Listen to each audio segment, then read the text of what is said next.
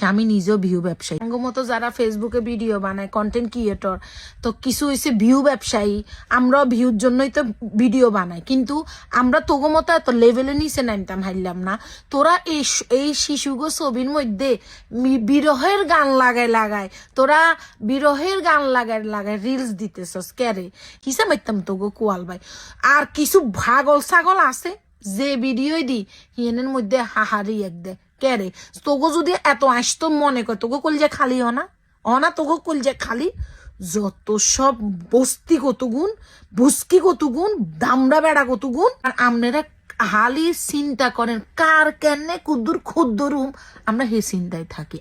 দর্শক আপনারা সকলে অবগত রয়েছেন যে রেহানা রাখি আফা যে রিয়ামনিকে যে ফেসবুক পেজ খুলে দিয়েছে সেটা ইতিমধ্যে উধাও হয়ে গিয়েছে এবং সেই পেজটি এখন আর খুঁজে পাওয়া যাচ্ছে না। এখন এই ঘটনাকে কেন্দ্র করে নানানজন আসলে নানান দিকে মত দিচ্ছেন। কেউ বলছেন যে রেহানা রাখি আপা নিজেই তাকে ফেসবুক পেজ খুলে দিয়ে সেটা শুধুমাত্র মানুষের সিম্প্যাথি আদায় করার জন্য এবং কিছু ভিডিও বানিয়ে টাকা কামানোর ধান্দা করেছিল এবং পরবর্তীতে তিনি নিজেই নাকি তার পেজটি উধাও করে দিয়েছে।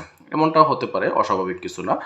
কারণ রেহানা রাখি আপার কাছে যদি পেজের অ্যাডমিনের অপশন দায়িত্বটা থেকে থাকে, তিনি যদি পেজের অ্যাডমিন হন তাহলে তিনি নিজে এই কাজটি করতে পারেন, এটা অস্বাভাবিক কিছু না। তো আমরা এই বিষয়ে একটি ভিডিও ফুটেজ এখন দেখবো, তারপর ভিডিও শেষে আর আলাপ করবো। আমি আশা করবো সম্পূর্ণ ভিডিও জুড়ে আপনি সঙ্গেই থাকবেন। হয়েছে ধরেন আঙ্গ মতো যারা ফেসবুকে ভিডিও বানায় কন্টেন্ট ক্রিয়েটর তো কিছু হয়েছে ভিউ ব্যবসায়ী আমরাও ভিউর জন্যই তো ভিডিও বানাই কিন্তু আমরা তোগো মতো এত লেভেলে নিচে নামতাম হারলাম না তোরা এই শিশুগো ছবির মধ্যে বিরহের গান লাগায় তোরা বিরহের গান লাগায় রিলস দিতেছস ক্যারে তোরা বিরহের গান লাগায় এই শিশুকে ভিডিও দি রিলস দিবি কিনলে সে আঙ্গ ফেস আছেন আমরা কোয়ান এই শিশুগো ছবি দিই এই শিশুগো ভিডিও দিই বিরহের গান লাগায় আমরা রিলস বানাইতেছি হিসাব মারতাম তোগো কোয়াল ভাই আর কিছু ছাগল আছে যে ভিডিও দি হিয়েনের মধ্যে হাহারি এক দে কেরে তোগো যদি এত আসতো মনে কর তোগো কল যে খালি অনা তোগো কল যে খালি যত সব বস্তি কত গুণ বুস্কি কত গুণ দামড়া বেড়া কত গুণ বাবুরে কিছু কথা কইলে কিছু মানছে কয় এক কানারে ব্যাঙ্গার ভাই আমরা তো দেশে থাকবার মতো সৌভাগ্য আর লাঙ্গরে দেন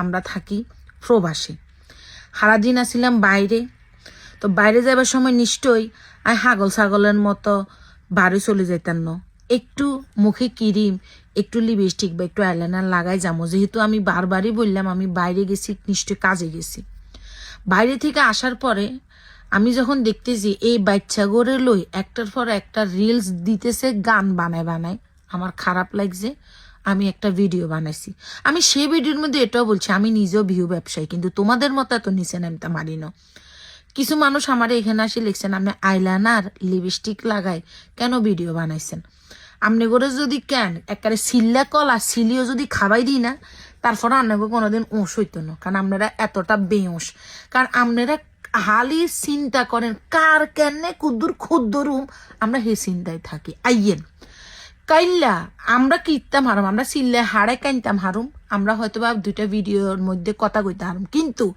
আঙ্গ মনসত্ব বোধ এতটুক নিচে নামি যায় না যে আমরা ওই যারা এই ক্ষত বিক্ষত হয়েছে যারা দুনিয়া সারি চলে গেছে তাগো ভিডিও আনি রিলস করি বুড়ুত করি ছাড়ি দিছি এটা আমগো বিবেকে বাজছে এটা জাগো বিবেকে বাদে ন তারা কিন্তু এই কাজগুলা নন স্টপ করতেছে এখন এই কথাটা বললে যদি আমরা যদি বলেন তুই বালানি তাইলে ভাই কথা না বলাই তো তাইলে ভালো আইয়েন কাইল্লা যে হোলা হাইনগুল বাচ্চাগুন আগুনে ক্ষত বিক্ষত হয়েছে শরীর হুড়ি গেছে হানির লেগেছে হানির দাম বাড়াই দিছে 50 টিয়া 100 টিয়া 600 টিয়া পর্যন্ত হাইস্ট হানির দাম হয়েছে এটা আমার কথা ন অনেকগুলো ভিডিও দেখি কথাটা বললাম আসেন যে পাইলট আজ যা এই বিমান প্রশিক্ষণ করতে গেছে সে পাইলটের কি দোষ বলেন আমরা আমাদের অনেক সুন্দর সুন্দর খোলা জায়গা আছে খোলা জায়গায় আমাকে প্রশিক্ষণ করা যায় না যে বিমানটা বা যে হেলিকপ্টারটা বা যে এই বিমানটা চালাইছে এই বিমানটার বয়স সর্বোচ্চ 33 থেকে 34 বছর থেকে 35 বছর আমি যে শহরে থাকি এই শহরে বিমান তৈরি হয় হেলিকপ্টার তৈরি হয় কত কিছু তৈরি হয় আঙ্গ দেশে যে বিমানগুলো বাইরের দেশ থেকে কিনে আনে, এগুলা 25 বছর 40 বছরের হুরান বিমানগুলা ভাঙারির দোয়ান্তুন কিনার মতো, এখান দিয়ে কুটকুরিয়ে খাওয়ান যায়। তাহলে আপনি বুঝেন আমাদের জীবনের কোনো নিশ্চয়তা নেই। যে পাইলট ফেলেন চালাইতেছে না তার নিশ্চয়তা আছে। বাংলাদেশে তো এটা নতুন হইতেছে না, বাংলাদেশে এই সহ না হলো 30 থেকে 32 বার বিমান দুর্ঘটনা হয়েছে। তাহলে একটা কথা যদি আমি বলি বা আপনি বলেন, আমাদের তো দোষের কিছু না, আমরা কোনো রাজনীতি করি না, আমরা কোনো রাজনীতির সাথে জড়িত না। আমার মনের ভাব আমি প্রকাশ করতেই পারি। আসেন, এই মাইলস্টোন স্কুলের একজন কর্মীকে আমি দেখলাম, উনি বলতেছে আমাদের বেশি ক্ষয়ক্ষতি হয় না। যে সন্তানগুলো চলে গেল, বেড়া তুই কি গাঞ্জা খাস?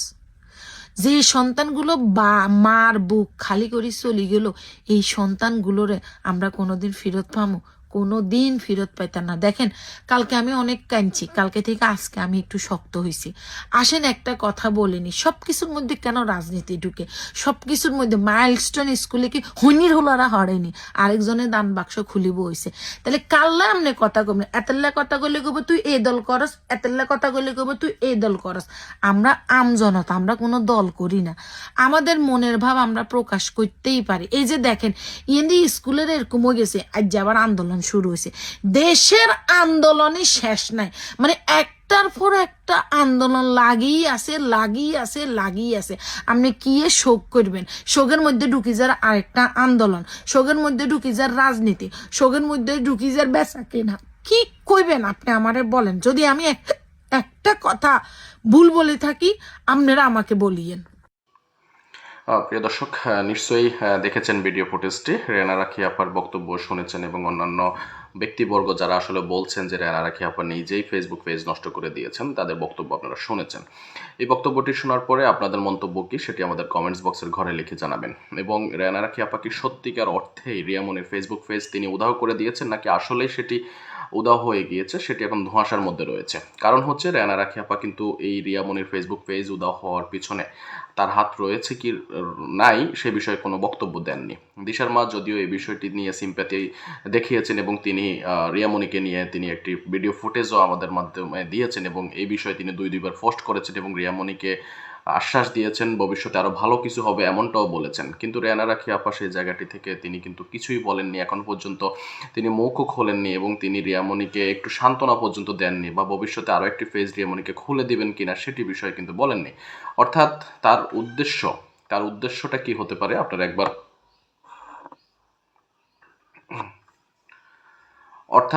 তার উদ্দেশ্যটা কি হতে পারে আপনারা একবার চিন্তা করে দেখেন যে রেহানা রাখি আপা কি সত্যিকার অর্থে রিয়ামনিকে মন থেকে আপনার করছে কিনা, যে মন থেকে তাকে সাহায্য সহযোগিতা করেছে কিনা। আমার তো মনে হচ্ছে যে রেহানা রাখি আপা রিয়ামনিকে মন থেকে সাহায্য সহযোগিতা করেননি। যদি মন থেকে করতেন তাহলে তিনি রিয়ামনিকে নিয়ে এখনো পর্যন্ত যে সমালোচনা হচ্ছে তাকে নিয়ে এগুলোর আলোচনা করতেন এবং জবাব দিতেন। কিন্তু সেই বিষয়টিতে তিনি কিন্তু একেবারে চুপটি মেরে বসে আছেন বা গাপটি মেরে বসে আছেন, তিনি কিন্তু কোনো কথা বলছেন না। শুধুমাত্র একটি ফেসবুক পোস্ট তিনি দিয়েছেন এবং সেখানে ইঙ্গিত করেছেন যে তোমরা যদি তিলকে তাল বানাইতে পারো, আমি কিন্তু তাল থেকে তালের বড়া, তালের পিঠা ইত্যাদি ইত্যাদি অনেক কিছু বানাইতে পারি। তার মানে তিনি এটি বুঝিয়েছেন যে তোমরা আমাকে নিয়ে সমালোচনা করবা, তোমাদের সমালোচনার মুখ কীভাবে আটকাইতে হয় আমরা সেটি দেখিয়ে দেব। এবং রেহানা রাখি আপা যে মিথ্যা কথা বলেছিল, তাকে 20 টাকা দিয়েছে বলেছিল, সেই বিষয়টিকে ধামাচাপা দেওয়ার জন্য তিনি আসলে এই ফন্দিটি এঁটেছেন এবং তিনি মানুষের সঙ্গে এক ধরনের প্রতারণার আশ্রয় নিয়েছেন। আমার কাছে এটাই মনে হচ্ছে। দর্শক, এই বিষয়ে আপনাদের মন্তব্যকে আমাদের কমেন্টস বক্সের ঘরে লিখে জানাবেন। আমাদের আজকের ভিডিও আপনার কাছে কেমন লেগেছে সেটি জানাবেন। ভিডিওটি ভালো লাগলে অবশ্যই ভিডিওতে লাইক দিবেন, শেয়ার করে অন্যকে দেখার সুযোগ করে দিবেন এবং আপনি আমাদের চ্যানেলে নতুন দর্শক হয়ে থাকলে চ্যানেলটি সাবস্ক্রাইব করে পাশে থাকা বেল আইকনটি বাজিয়ে রাখবেন। তাহলে লেটেস্ট আপডেট ভিডিওগুলো আপনি সবার আগে পেয়ে যাবেন। আর আপনি যদি অলরেডি সাবস্ক্রাইব করে ফেলেন, আপনাকে আমি অসংখ্য ধন্যবাদ জানাই। সকলে ভালো থাকবেন এবং সুস্থ থাকবেন। ইনশাআল্লাহ পরবর্তী ভিডিওতে আপনাদের সঙ্গে আবারও দেখা হচ্ছে। সে পর্যন্ত আপনাদের সকলের সর্বাঙ্গীন মঙ্গল কামনা করছি এবং বিদায় নিচ্ছি। আসসালামু আলাইকুম রহমতুল্লাহি ওয়া বারাকাতুহু।